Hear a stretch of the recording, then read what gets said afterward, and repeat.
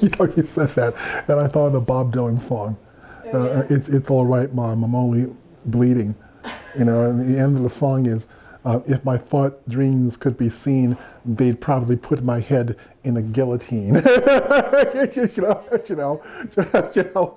Or Prince, right?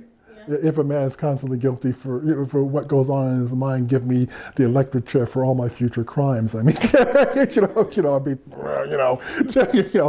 you want to dwell in an artist's head? I don't know.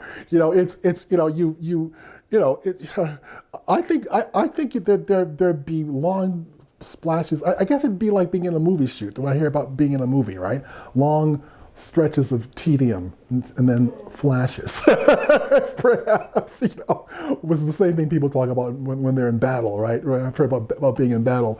A lot of battles are simply just long periods of waiting and then suddenly terror for a few minutes, and then you're either alive or you're dead, right?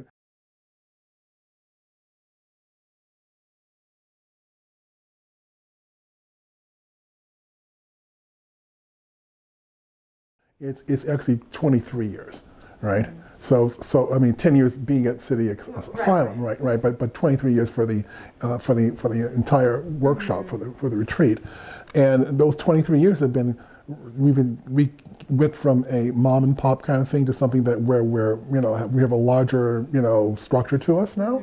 We have more of a reputation as an arts organization.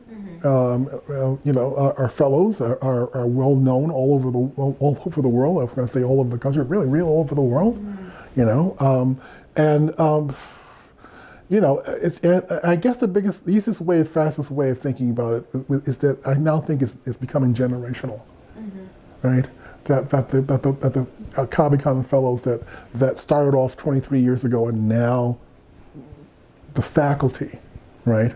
For Cave Canem, to a great extent, and they're inspiring the next wave of Cave Canem fellows. And I think back 23 years ago, Toi and I didn't really think it was going to be this big.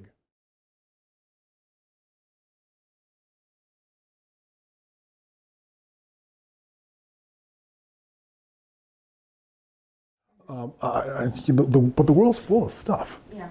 You don't really have to sort it through. I mean, I guess you're trying to say, are the things I'm drawn to? I'm drawn to music. I'm drawn to graphic arts. I'm drawn to, I'm drawn to history.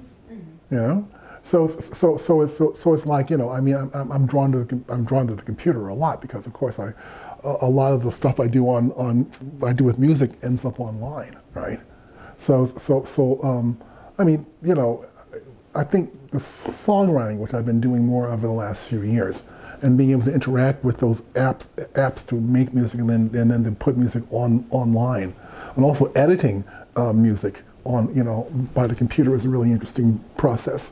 The kind of influences kind of like writing, but not particularly completely like writing, right? We're basically, you're coming up with a track where you find something online, a basic rhythm track, for example, or a guitar loop or something like that, and suddenly you realize you want to do something with it, right? And you start playing with it. And so a lot of stuff that I do as demos for the bands I play with, right, are basically me just coming up with some loop or something, or and adding a combination of what I consider organic and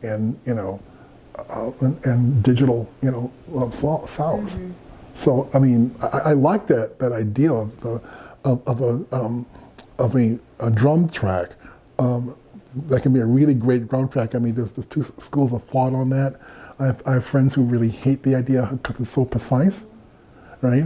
But on the other hand, you have something that's always going to be available and always on the beat. So I don't know if that's answering your question in any way, but that has been something that I've been